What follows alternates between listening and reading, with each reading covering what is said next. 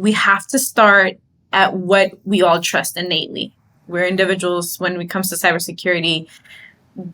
Bezwit and Todd talking, I have to be able to identify who you are. I have to know what it is that I know about you, what it is that I'm looking to validate in order to continue to share information. SC Media and our Diamond sponsor, Savient, are proud to present this month's CISO Stories program. Each month, the CISO Stories program explores a cybersecurity topic selected by Cyber Risk Alliance's CISO community and provides content that examines that topic from a variety of perspectives. Hosted by Todd Fitzgerald, best-selling author of CISO Compass, the CISO Stories weekly podcast features content powered by the 1,100-plus members of the Cyber Risk Alliance's CISO community.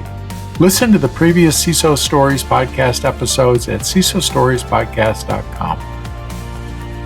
The Cybersecurity Collaborative is a unique membership community enabling cybersecurity leaders to work together in a trusted environment.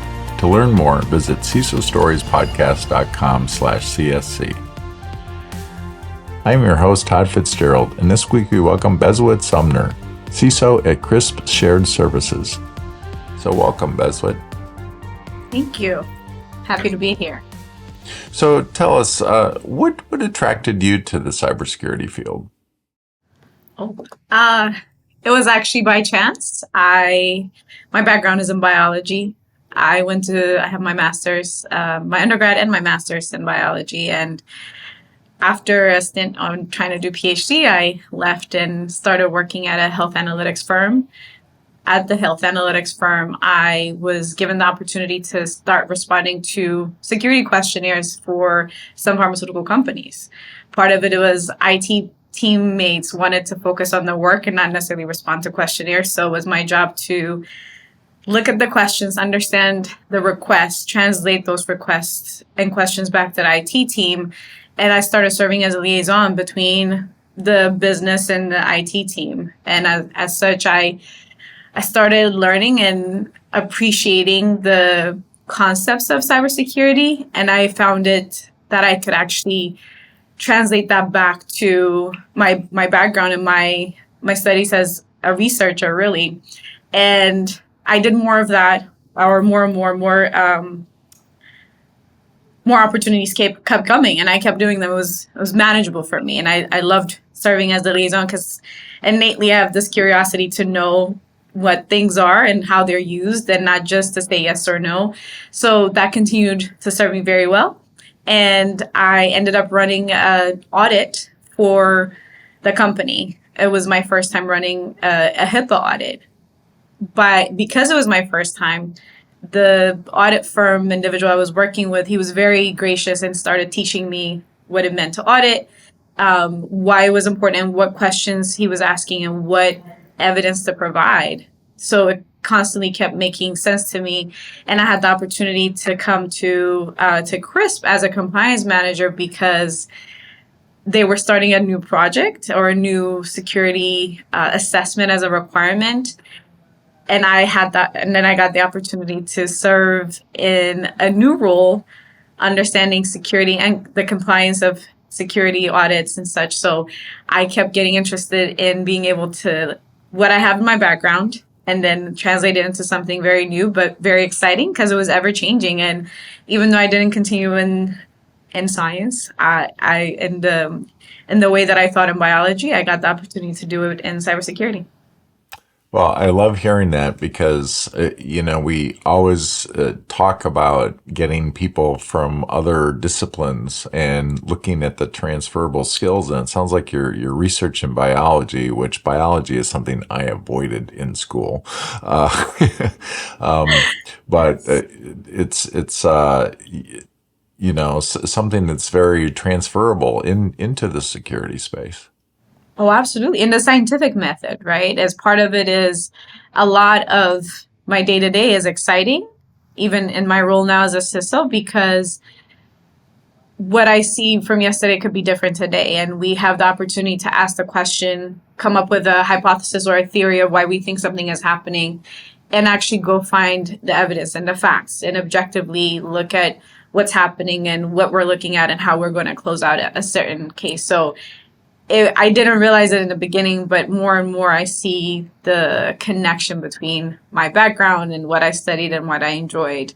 And as much as I was reading journal articles when I was doing my master's and writing my thesis, I get to read white papers now and understand what's being done in the industry, what's happening, what other people are doing, what they're experimenting with, what worked, what did it, and live it through that cautionary tale. So that transferable approach, aspect of science and my background, the fact that I get to do it again and continue to see is very exciting. So that's what continues to be very exciting for me in cybersecurity. Well, I think that's a great skill. I mean, especially in our Google culture today where we just want to go somewhere and get the quick answer. I know with research, you actually get to things at a much deeper level. So today we're going to talk about prioritizing identity and getting the fundamentals right. So how do you look at prioritizing identity? For me, and I've been thinking about this for a while. It's always, when I first got the role, I became a director in 2020. And one of the things I wrote out was, okay, we're thinking about cybersecurity. There are a few things I wrote out. Everybody talks like people, process, technology. And I was thinking about how those all correspond, right? People, process, people to technology, and people to people. So the first thing as people, and then people to people, the identity of it is we have to start at what we all trust innately. We're individuals when it comes to cybersecurity.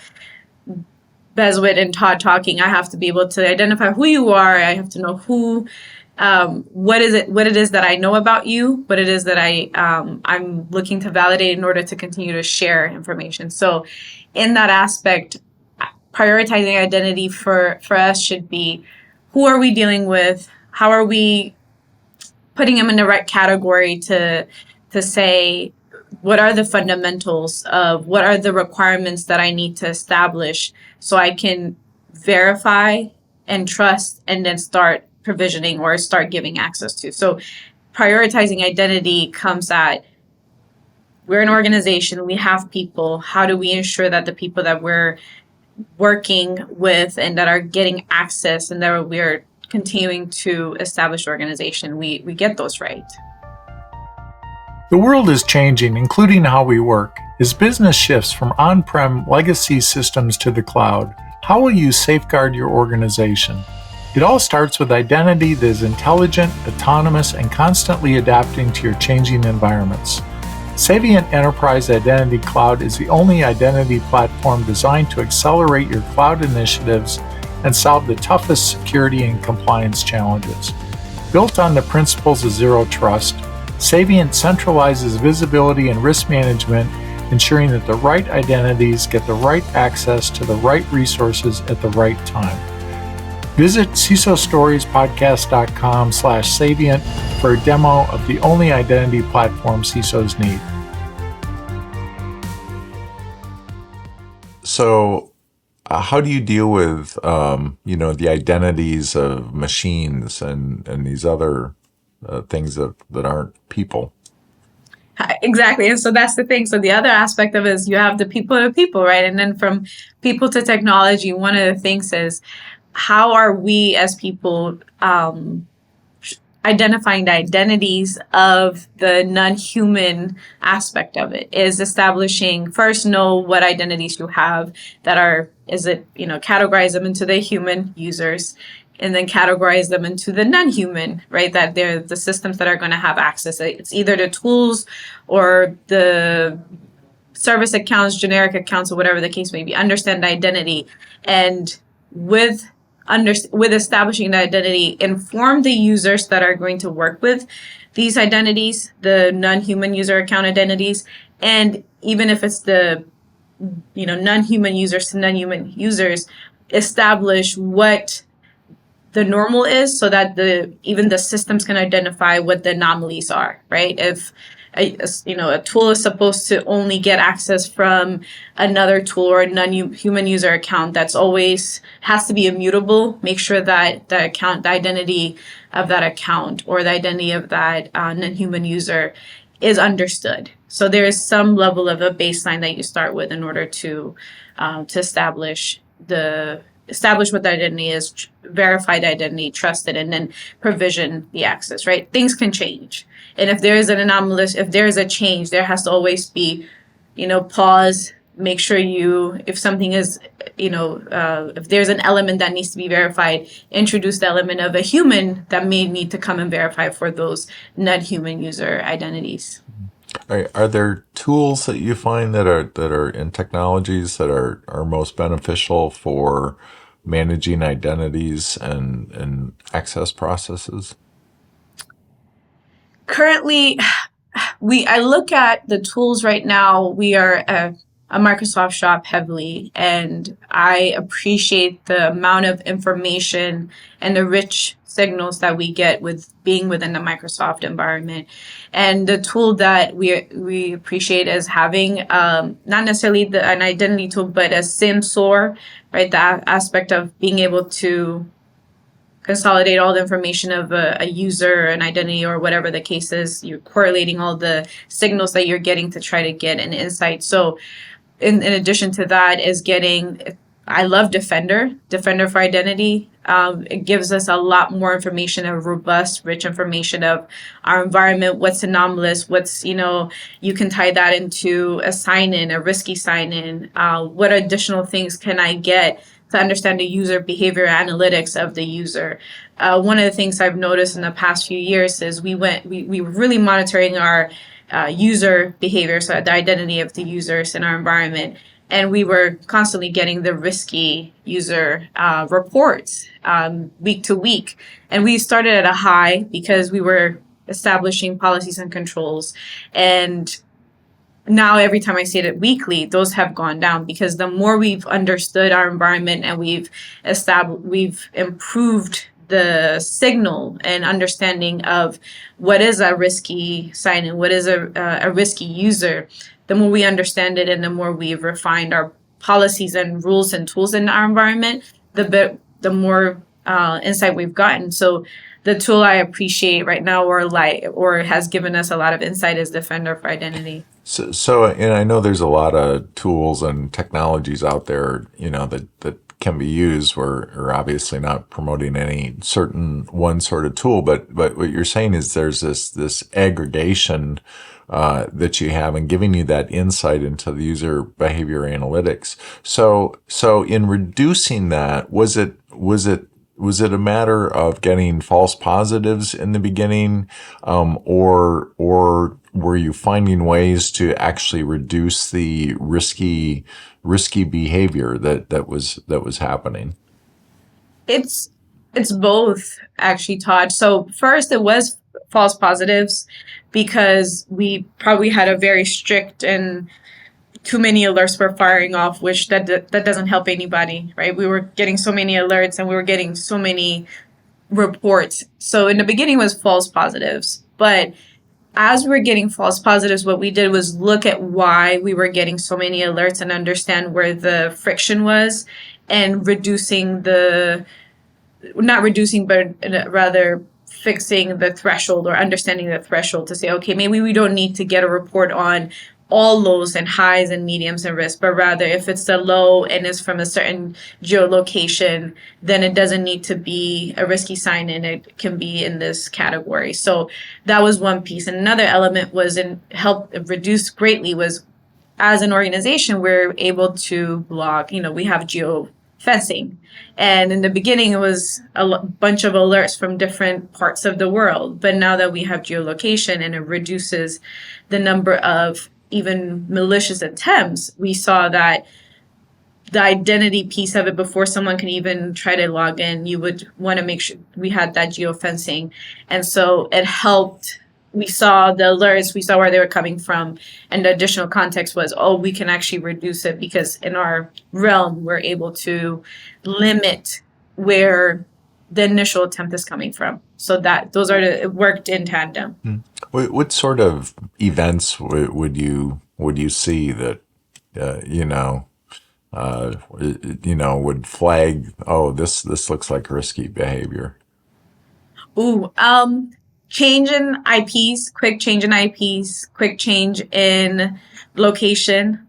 And what we saw was some people would use personal VPNs maybe in their home routers at home, and especially during COVID, and maybe their VPN changes their initial IP, the origin IP, and we would get an alert that someone has an improbable travel. And an improbable travel, of course, it would automatically shut you off because we have an automated conditional access policy. But so part of that learning and that threshold was understanding, why are we getting an individual's account alerting that it had an improbable travel? But when we look at the actual activity, it is the user doing what they're supposed to do. But we also elucidated and we understood that it was a personal VPN because people are working from home. So it's understanding who those users were and working with them to ensure that they understand that they're going to continue to get locked out if our system continues to see them coming from different origin countries or different IPs. So access reviews are, a regulatory environment or a regulatory requirement in almost every regulation, right? But they're time consuming, they're difficult. What are you doing to improve the access review process?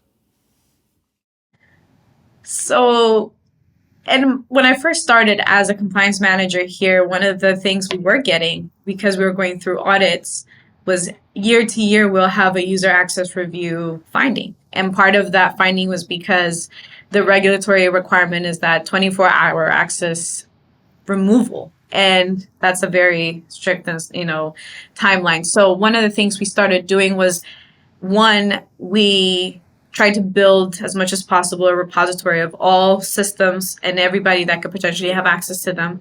But, asset inventory is very important. As we were building that out, when there is a termination ticket, we built an automated termination ticket process. So if Bezawit Sumner is leaving today, there is a termination ticket that's submitted, is going to automatically create automated subtasks, and those subtasks are going to be assigned to system owners. What that allowed us to do was go from a manager being required to remember what access the Bezwit have. So now there's this automated process. What that did was cast a wide net of all access that I could potentially have. And I'd rather people take 2 minutes, 30 seconds to let us know that Bezwit doesn't have access rather than have access and miss it. So that was the first thing that we did.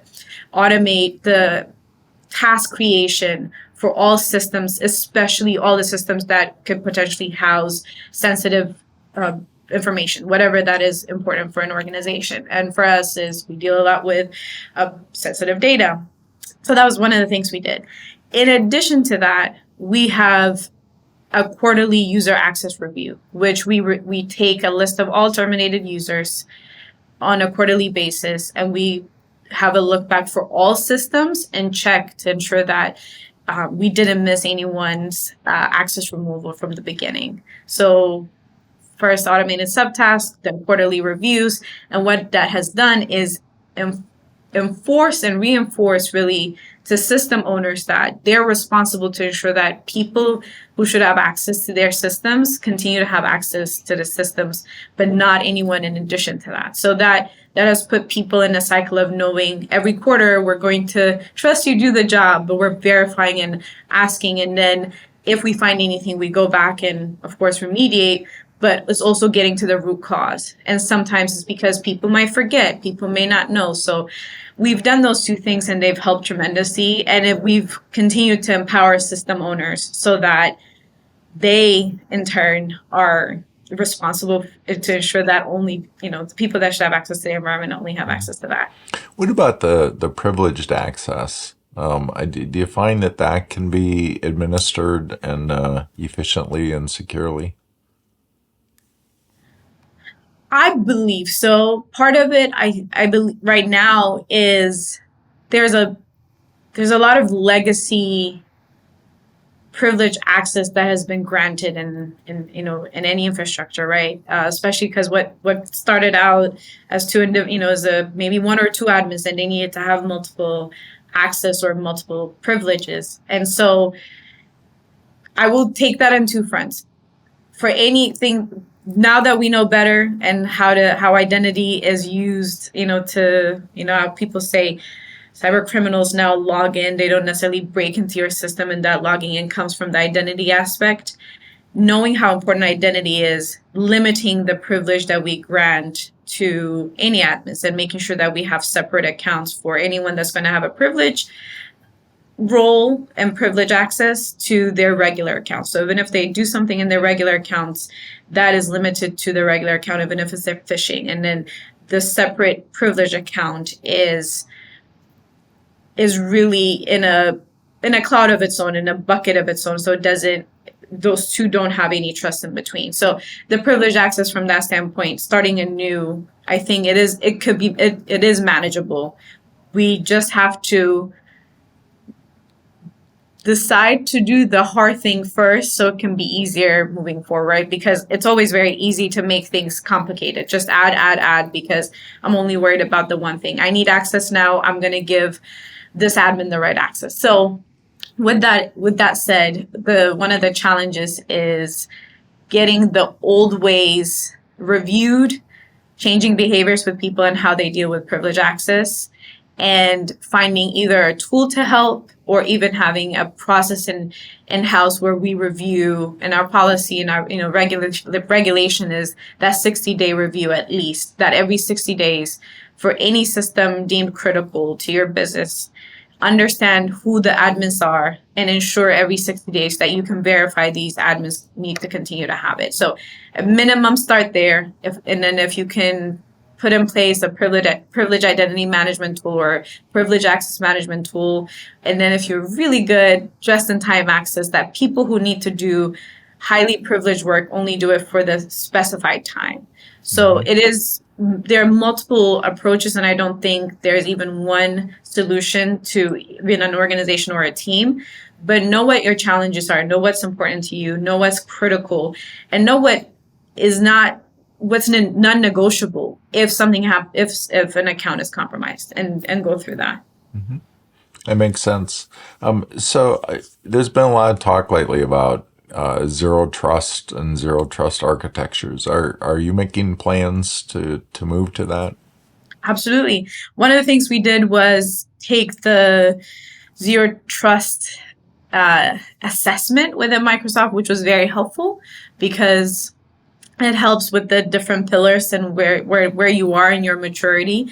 And we had done a lot of work in implementing that low threshold of what it means to trust an identity before they get access into the systems. So we started with that a couple of years ago, and then we got our scores in all of the identity device network and such. And because we knew we couldn't do all at once, we started with identity, and we have been working for almost 2 years now in an incremental manner to know where we are with our identity secure score, with the recommended controls that we should implement, and we've been making a lot of improvements around that.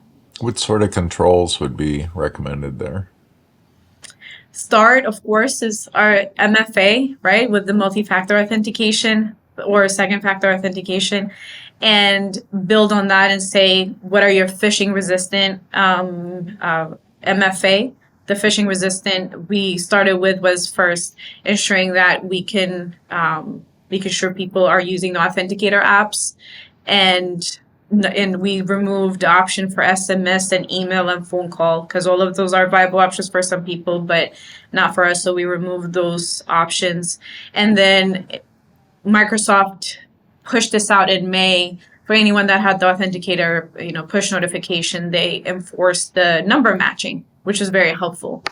And so we kept on improving that, and now we're rolling out password lists, and from password lists into still having that phishing resistant aspect of it, the matching numbers, and within the matching numbers, know where that request is coming from. So when someone gets a request to enter the number, they know the resource that's requesting for that MFA and the location it's coming from. And part of that is one of our users got that access, and she couldn't tell. She was like, I know I'm working in this environment, but I'm getting it and it's saying I'm in North Carolina, but I'm really in New York. Part of that, was just the way the IPs were tagged. So it was a legitimate request, but because she was able to see that specific geographic location, she denied it, which is what we want to happen. Mm-hmm. So part of that, we really, really put into that granular verification process of identity and empowering the users to know that we don't know what people are capable of doing or what they can bypass. But what we can do is empower the individuals. They know what they're doing. They know what they should be expecting. So that continual approval helped. And so that part of the Zero Trust Initiative for identity, as from a starting point, has been very helpful. Good. Well, this has been great, Bezwit, and I really appreciated talking with you. What sort of advice would you give to emerging CISOs, new CISOs, current experienced CISOs as they're trying to enhance their identity programs? Make it tangible. Make it, break it down into a feasible rollout and approach. Build a partnership and collaboration with the different teams that are enabling this. IT infrastructure is a huge part of that. So having that relationship built and then saying why certain things are done, so that when the IT team is building it out and rolling it out, they also feel like they're part of the solution being rolled out, and not necessarily doing it because you asked them to, but rather they know why they're doing it. So I think that's the most helpful. And I keep, everybody sees the 99% of, cyber attacks are stopped by MFA, but it's also, if you look at it, is that 99% of the identity attacks are stopped by the simple measures and getting the fundamentals right. So if it's possible for people to get away from passwords, roll out passwordless, and there's bunch of, a lot of opportunities out there. Rolling out, if you don't have 2FA, of course, having 2FA in place, but then what it means to have a phishing resistant 2FA rolled out. And then looking at the breakdown and all of the things available for Zero Trust principles and the pillars for identity, there are things you can start with, and then breaking it into a point of saying the analogies are always helpful. Right. And this is more so maybe for the emergent CISOs, right? Anyone coming into this role, know what it means. If I'm living in a house and I have things to protect, and I want to make sure anyone coming into my house, I should know who they are and why they're there and what they're coming into. Even if someone passes through the first through gates, right? If I have valuables inside my house, it should not be able to be accessible. And not everyone in the house should be able to access the most sensitive information in a house. So go through the first door. Okay, even if someone did get through it. So have that threat modeling aspect of identity. If, I should be able to know who's coming in. But even if someone comes in because somehow they get through the door, if I have a safe, the safe shouldn't be easy to get to, or it shouldn't be very accessible. And you should have a subset of different controls in order to get to that sensitive data. So when you're looking at identity, it's really that. It's from identity to your crown jewels. How do you make sure you protect at different layers, and how do you separate the controls of those identities? I really like that, tying the identity to the house, controls, because we tend to think about all the physical controls around the house, but not necessarily the identity controls. So thank you for that. Thank you very much for speaking with us today. It's been a pleasure. Likewise. Thank you, Todd. Thank you. All right. Thank you for tuning in for this week's episode of the CISO Stories podcast. We want to say a special thank you to Savient, our Diamond sponsor. Please subscribe to the CISO Stories podcast and you will receive a new story each Tuesday at 10 a.m. Eastern Time. We'll see you next week for a new episode.